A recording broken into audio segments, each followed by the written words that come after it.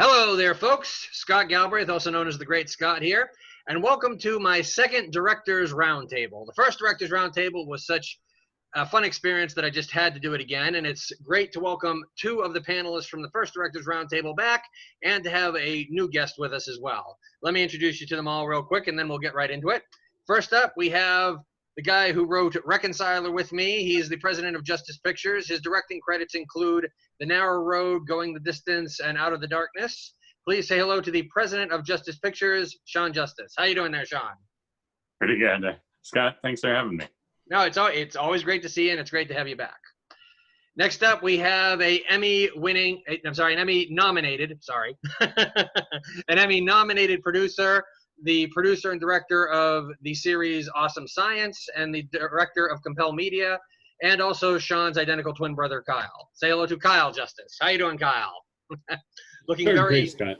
Yeah, thank you. Looking very DJ-ish with your headphones there. Of course, I should talk. Of course, of course, I should have saved that remark for our next guest here.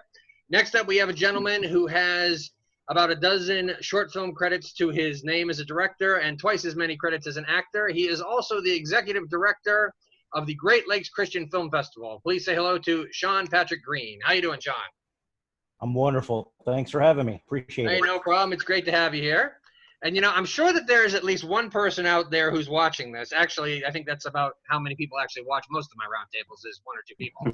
But I'm sure there's at least one person out there who's watching this saying, okay, Scott, let me get this straight. You got a pair of twin brothers. You got two guys named Shawn. Are you trying to make this the most confusing roundtable you've ever had? Answer, yes. No, just kidding. Just kidding. Anyway, actually, I didn't realize that until after the fact, once I had done this line. Alan Caggiano, who directed Dark Disciple, I had reached out to him. Sadly, he has a job as a security specialist, and he's booked all during the day. So if I ever do a roundtable with him, it's going to have to be in the evening.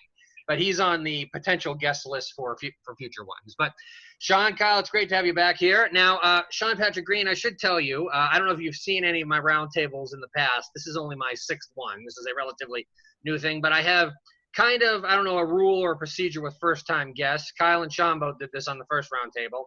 I'd like you to please give me, as best as possible, in under 5 minutes, your film background, a bio of yourself, if you will.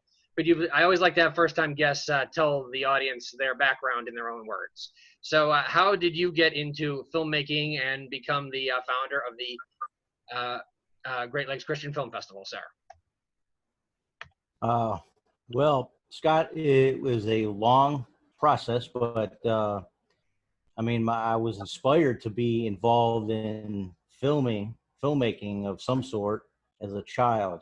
A lot of us that grew up in the 70s, we grew up with Star Wars as our big sci-fi thriller and space opera and all that, and the characters of the Skywalkers, if you will. So, giving my age out, I was 6 years old when Star Wars came out. From that point on, I was very much fascinated by how special effects could be created in film. Prior to that, it was, kind of cheesy special effects, but George Lucas really inspired me to try to pursue something to that effect.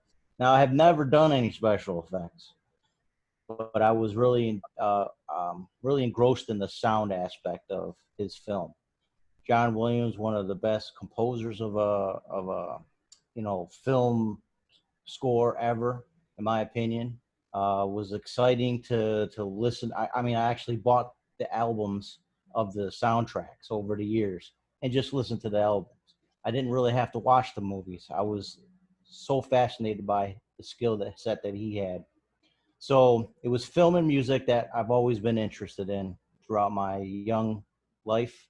It wasn't until high school when I started picking up a VHS camcorder, one of those big ones that, you see people lugging around in the 80s, that I decided, okay, I want to do filming. I want to do something. And I had no guidance. I had no person or mentor to kind of put me in that direction. Everything I learned on my own and by my own merit, with God's help, obviously. I wasn't in the direction of a Christianity, so to speak, in the late 80s, early 90s. But, you know, in the mid 90s, God kind of rebirthed me. And so I started working in the media department at churches, played drums. I love percussion. So I was on the worship teams all the time, and I was always in the media part of things in church. So, you know, camera filmmaking, did a photography business, video photography, videography down in Florida for several years. Um, I didn't translate that to New York as much. I didn't when I came back up here in 2010. But right before I moved back to Buffalo, which is my hometown, from Florida or from downstate. It's a long story, but I do have one credit that I started uh, a production that was not mine as a extra that's on my IMDb, and it's called White Irish Drinkers. So it was an indie. It's an indie film, but here in South Buffalo, the southern part of the city, is predominantly an Irish heritage district. So it almost felt like it was perfect fit for my heritage, although that's not my lifestyle. But so long story short, did a lot of background work in New York City area for, you know, a couple years before I moved here to Buffalo. I came to Buffalo and there really didn't seem like much was going on at the time. Still kind of seeking out locally who's doing what in entertainment for up to about 15 years. From that up to that point, I was promoting Christian hip hop music, and my brother was an artist, so I pushed a lot of that genre of musical over the internet, if you will. I spammed everybody possible. So music promotion was kind of like my forte for, you know, about 15 years. But deep down inside, I've had that root of wanting to be in film, whether it's in front of the camera or behind the camera. To that point, I did maybe a few stage productions as a main character. Nothing on a big scale, nothing Broadway, but you know, I had abilities and I had skills that I've never refined. So moving to Buffalo, that was kind of like my goal, is to figure out what do I got to do to network with our community locally, to find opportunities. And so I did. So I started doing a couple more theater productions here as an actor. And I also did some background work, some featured extra work. And then I did a lot of independent stuff on my own. Of course, the Buffalo 48-hour film project, which is actually an international project. Every city, major city has one around the world. I've been involved in ours here in Buffalo since 2017. Is that So how the Great Lakes Christian Film Festival got started? actually, no. That was something that was birthed in me even before moving back to New York State. God was showing me to do it while I was in Florida. Not do it then, but he was showing me this is what I want you to do eventually. I initially thought I was going to do it in Orlando. And this is, we're talking 2005 is when I started getting the ideas to do it. But I could have been the International Christian Film Festival, but that didn't happen. Yeah. So how long have you got? They are actually, Go ahead. 2014 is when I actually did the planning process, and we launched our very first one in 2015. So this year is our 6th year doing it. Mhm. And Yeah. we I had a wanna great thank time you. doing it. Yeah, I want to thank you for featuring a film that was a little bit old. Most film festivals don't let you submit films that are a little old and that are more than a few years old. And I think last year Reconciler would have been 5 years old. So thank you very much Mhm. for letting Shawn and I submit the Reconciler to the festival. That was, I think that was the only festival we submitted it to, right, Shawn? Yeah, I think so. We weren't doing much festival stuff, you know, back when there's a lot less out there in 2014. So, Right. Well, one thing that I was trying to figure out was what I wanted to talk to you guys as a whole today, you know, because we covered a lot of stuff last time, and we had Shawn Greene. last time we did this, it was these guys, and it was Jared O'Flaherty, who produces the show Vindication. I don't know if you've ever seen that. He's actually busy right now because since Texas opened up, they actually were able to shoot the first 2 episodes of their show. So Vindication is up and running again, which is one of the reasons. So we thank you for being here because we had an empty seat. But anyway, there was something that I sent Shawn last night, and I kind of just I was trying to think about what to talk about during this, and I sent Shawn something last night. Now I don't know Kyle or Shawn Greene if either of you saw this, but I found this article that was really interesting. It's on Optimize, and it says, Dear Hollywood, we don't want to go back to normal because normal was not working. And what has basically happened is because the entire entertainment industry has, shut down, a lot of people are finally saying things that they weren't saying before. Like the guy who wrote this article said, we were creating entertainment, we are not curing cancer. And it talks about, all the long hours and stuff that's going on here. I thought that I would get some directors' takes. Do you think that, obviously everybody wants to get back to work, and like I said, Vindication, shooting, and some other things are shooting. I thought I would, and any of you can jump in here. Do you think that maybe the current world events that we're in are going to change some things, or do you think everything's just going to go back to the way it was when we get a chance? I'm just looking for thoughts here. I could chime in on something like that. Okay. I think that because of the quarantine issues and people, some required to stay home within their states, I think we're going to regionalize or localize a lot of film productions. And like New York State in particular, a lot of upstate films will produce in Syracuse or in Buffalo and sometimes Rochester, away from New York City, but we're going to stay within the state. And we do have a lot of resources from people from the city as well because of that. Like Texas right now is quarantined. People, coming to New York State from Texas are automatically 14-day quarantine. So that's going to change how people plan, schedule, decide who's going to be their leads. In my opinion, it's going to change a lot of things. It's going to bring things more regional. That's just my opinion. Mm-hmm. Shawn, Kyle, either of you have any thoughts on that? I know you read the article, Shawn. Yeah, actually, I read it a couple days before you posted it, and that the interesting things that they talked about were, of course, on feature films, especially, the hours and a television series, working, 16, 18-hour days sometimes, and people's families, being sacrificed, relationships, all the way down to the PAs who were just paid flat rates, not based on their skills. And, it's become a machine to a certain degree, and I'm partly responsible too. When I mentioned, actually on your post that you posted, Scott, I did 4 films in 4 years. The first one being Reconciler. And, after I shot my 4th one in 2017, I kind of taken a break on actual shooting anymore films and been kind of gun shy about, really scheduling anything, and just feel like I need to kind of, still recover to a degree. And it's because of the long hours and the demands, and not only in shooting, but in post-production. And so, yeah, I would love to see things change. I've gone back, I've had my production business 30 years doing corporate and commercial work and documentary work. And, I'm back to doing that, and I get to see my family. I get to see my kids and spend time with them.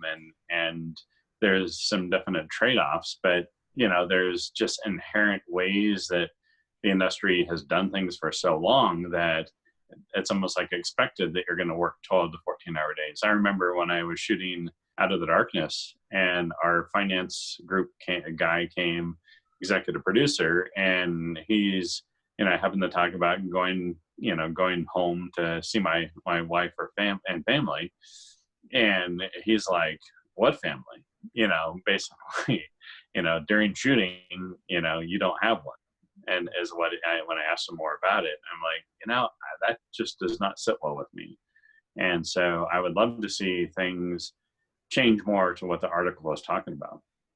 Absolutely. Kyle, you got any thoughts on this? Most of the production I do is documentary, and so it doesn't have, Shawn, I know does the feature films more and he's longer hours.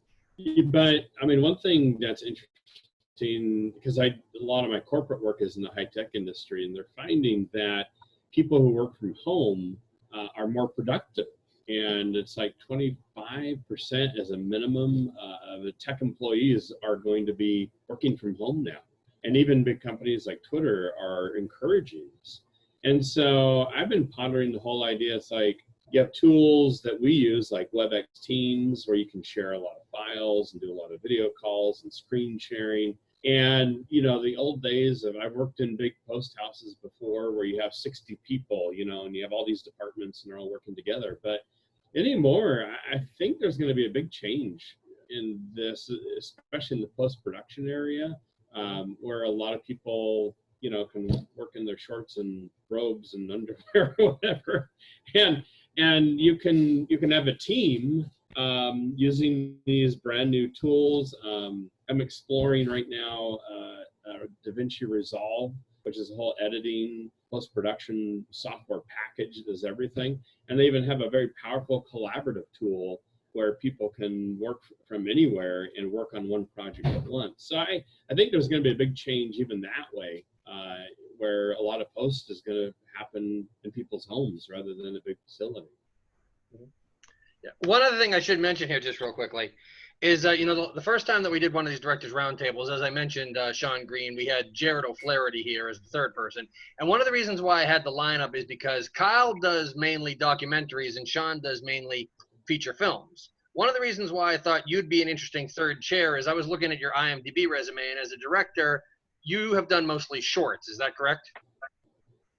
As a director, yes. Yeah, I'm still testing the waters, so not quite ready. I have 2 features that are written, and it's on the shelf. But I also do documentary as well. But yeah, they're all short projects right now, just testing the waters on production, post-production, etc. Maybe this is this just goes to show you how little I know about directing. But I've always wondered is when it comes to like making, and Shawn Justice, you can chime in on this as well as you, Kyle.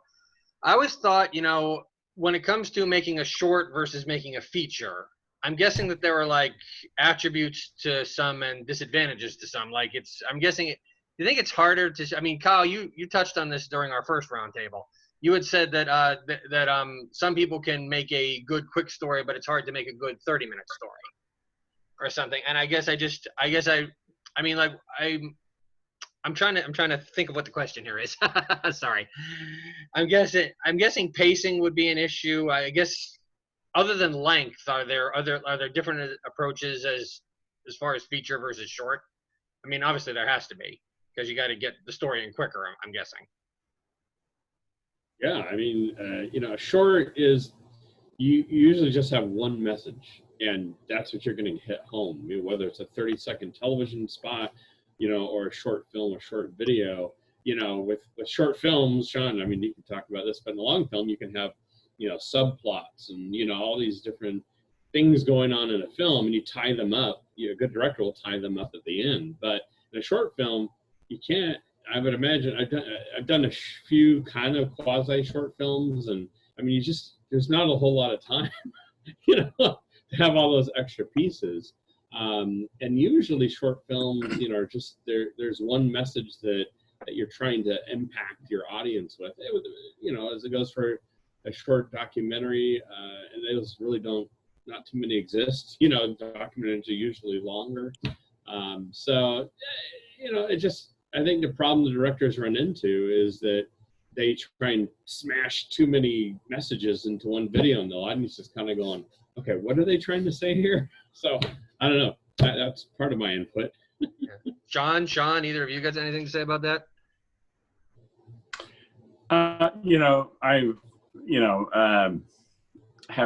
I've never directed or written or directed a short film, but I've been hired as a DP with my Red camera on a couple of friends' short films. And so, you know, I've had the opportunity to kind of, you know, put that hat on and sit back and watch, you know, that all come together. And I mean, it is interesting. There is a difference, as Kyle said, where you got to hone down your ideas and make it, you know, just one theme or one thing you want to communicate. With, you know, features, you have a lot more ability to tell multiple stories or subplots and tie it all together in the end, like we did with Reconcile It. Yeah. So I don't know, you know, just from a pure logistical standpoint, short films are much easier because you're shooting them in a week or less. Generally, it just depends. But you know, feature is going to be 2 to 3, 4 times that, and it's a marathon versus a 400 yard, right, or you know, a mile. So there's just mentality and I mean, I remember when I was, you know, when I shoot my films, I literally shortened my sleep. Yes, you did. A week or two, a week or two prior to shooting the feature, because if you're not used to, you know, only 6 hours, 5 to 6 hours of sleep, which is generally on a feature what you get, maybe less, you know, you're going to pay for it. So there's just certain, you know, things, you know, someone trains for a marathon differently than they do, you know, a short race. So, Shawn Greene, you got anything to say about that? Having directed a few shorts yourself? Well, directing shorts, like he said, is a lot easier. Got a little training with all these film competitions that helps a lot because you got to do it in 48 hours. So it kind of forces you to lose sleep, at least for the weekend. But yeah, I mean, even in the process of making features, even being in the feature as an extra or a featured extra, whatever, you know, the process is a lot longer. The planning is a lot longer. You can't just jump into a film that you have an idea to do, you know, next week. It's, you know, there's a lot of ducks that got to be in a row in order to get that complete. So yeah, I completely agree with them. That's great. Well, it is now time for something that I do at all my roundtables. Shawn Greene, I don't know, like I said, I don't know if you saw in my past roundtables, but when we get to the point where I can't think of any more questions, we go to the hat. The hat is full of questions that I wrote down prior to going on air. And what's just fun about this is that I just pull one out at random and then we just go around one at a time. Now, under something that happened, because of something that happened the last time that we did this, the last time we did the directors roundtable, I was going in the same order every time, and I can't remember if it was Shawn or if it was Kyle, but one of you kind of called me on the fact that I think Shawn Justice is having a lighting problem. Anyway, yeah. So anyway, it's okay. Apparently, the sun is picking on the house across the way. It's like, boom. You know? Yeah. Well, God's light shining right down on your brother there. Okay. Anyway, so but last time we did this, one of the two of you, I think it was Shawn Justice actually, who said they should just be up for grabs. So I'm not going to. Whereas last time I was saying you go first. So these will just be up for grabs. Whoever wants to answer them can. And if there's a question you don't want to answer, that's perfectly fine as well. And Kyle and Shawn Justice, if either of you are wondering, I didn't repeat any of the same questions that we had here last time. So you guys won't be asked any of the same thing. And Shawn Greene, you couldn't have watched the first one and figured out what I was going to ask. So these are all brand new questions. Let's see what we have here. All right. First one. Sounds good. What'd you say? I didn't catch that. What'd you say? He said, sounds good. Sounds good. Okay. Thumbs up. All right. Very good. Sorry. Oh, look at that. We're down to the 10-minute mark already. Time flies when you are having fun. All right. First question from the hatch. What would you consider the most rewarding part of directing a film?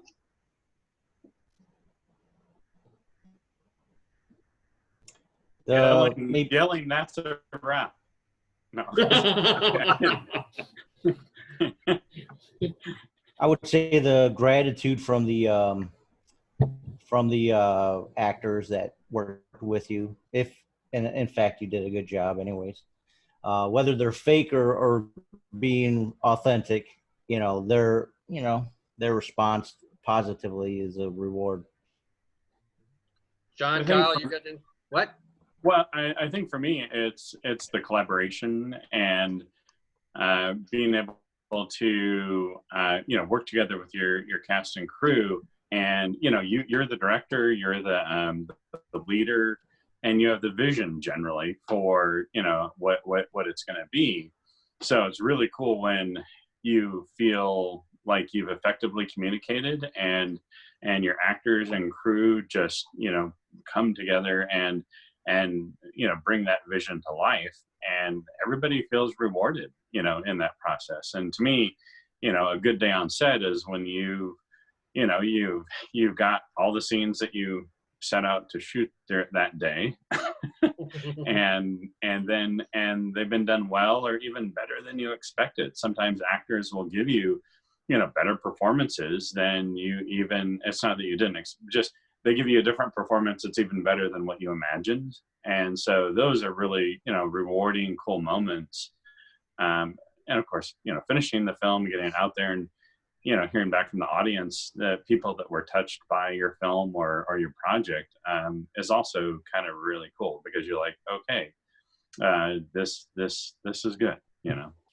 One of the first big projects I did was called the Ex Nihilo Show. It's kind of like a Bill Nye show, but there's a lot of actors, a lot of moving pieces. This is a half-hour show, but man, there was a lot of shooting. But it was so cool to me. I was more the producer, and then I worked with a director who was a good friend of mine. But it was so cool to see the collaboration, but also how God kind of opened up opportunities for us, with the actors and, all the different provision. We did a half-hour show that normally would cost $150,000. We did it on $15,000, so it was so cool to see the resources come in and people just come together to share the vision, for what we're trying to accomplish, and all working together towards that vision is exciting. It's the body of Christ in action, and that's rewarding for sure. Yeah. I can honestly say I've actually been on only 5 movie sets in my entire life as an actor, whether it was as an extra or speaking role. And I must 3 of them were faith-based films, 2 of which Shawn Justice directed, and 2 of them were not faith-based movies. And you really feel like more of a sense of purpose when you're on a faith-based set. That's for sure. But that kind of goes without saying. So, all right. Next one here. Let's see what we have. Okay. What is one of the biggest challenges in directing a film? Have you heard cats? No, just kidding. I think, you can plan as much as you can, but, you've got to have contingencies. And, especially when something doesn't go your way, they're looking to you to say, okay, what do we do next? And if you're kind of go, I don't know, that could be a challenge. And that's where you have that maybe a core team of people who are really good at coming up with options and brainstorming. But having contingencies is really wise, because, not everything goes your way on every day on every set. And I don't know, Shawn, both you guys probably have some great additions there, but whatever challenges you guys see too.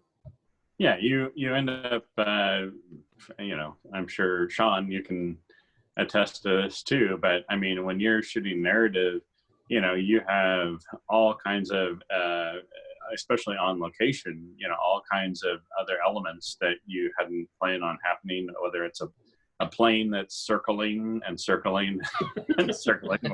We shot Narrow Road. Actually, A Murder of Innocence. And so, yeah, I mean, you need to try and plan for those, not plan A, plan B, but all the way down to Z and then back to AA if you can. And just thinking that through. And my answer to that question of what's the most difficult thing is collaboration, which is a good thing. you know, when you have been on a set for days on end, everybody's tired. You know, you can, even with the best of people, you know, get you know, frayed edges and, you know, maybe impatience or whatever. You know, that's what's cool about a Christian set is you can kind of pull back and go, maybe we just need to pray, and you know, and so that, you know, there's some elements, or maybe the actor's just not getting the scene or whatever, you know, and that's that collaboration thing where it can be frustrating as a director, because you're like, I know this person can do it, I know they have the skill, but just something's not working. So, you know, it's great to find those solutions, and that's fun to do, you know, and then get it back on track. But you know, I those kind of elements of collaboration kind of going off the rails and there's egos, and there's, you know, we're in an artistic industry, right? So there's actors who think, no, this is how it needs to be performed, and you know, it's like, you know, because I'm an actor, you know. So yeah. Anyway, Shawn, go ahead. Yes. As far as the challenges for director would be, you know, all eyes are on you once you're on set, as far as the direction of each recording, each session, you know, each line, everything. And, you know, sometimes you'll have the writers looking at you like, that's not what I wrote, you know, and just like Shawn was saying, or the actor's like, well, I kind of feel like I should say this. And so, you know, a lot of people have their input, and, you know, you really have to maintain a little control in that kind of situation, but still have flexibility for creativity and people to do the best that they can do what they do, you know, especially the actors. Sometimes you got to give them a little flexibility, add a line here, you know, a grunt here or whatever, you know, but listening to everybody, take it all in and making decisions. You got to do all that. So as a director, that's kind of difficult sometimes. Well, gentlemen, we have had so much fun here that we are down to the 2-minute mark. And if you've watched any of my other roundtables, you know that some of these I've taken right up to the last minute and been scrambling, and I'm getting better at not doing that. So since we're down to less than 2 minutes here, I'm not going to do another question. I'm just going to ask anything else you guys want to say or add to the discussion before we say goodbye. Just one thing. I mean, we're in unprecedented times, and media speaks to the culture, and God has put us in a very unique place. And I think there's some opportunities that are coming up, and we need to seek the Lord and to really say, Lord, where do you want us? What do you want us to produce? You know, and ask for the resources to do it. And it's exciting. I think it's an exciting time to be a Christian filmmaker. Yes, I agree with you. I think there are opportunities coming around. Well, we're just about to hit the 1 minute mark, and when that happens, that means this thing could shut off at any time. So I'm going to use that 1 minute to say a proper goodbye and thank Kyle Justice, Shawn Justice, and Shawn Greene for all being here today on the Directors Roundtable. Thank you very much, gentlemen, for your time. Have a great day, and God bless to everyone out there watching. So long, guys. Thanks, Scott. Thanks, Scott. Everybody else. Thanks, Scott. Right. Appreciate it. Thank you all for being here. Appreciate it. You're welcome.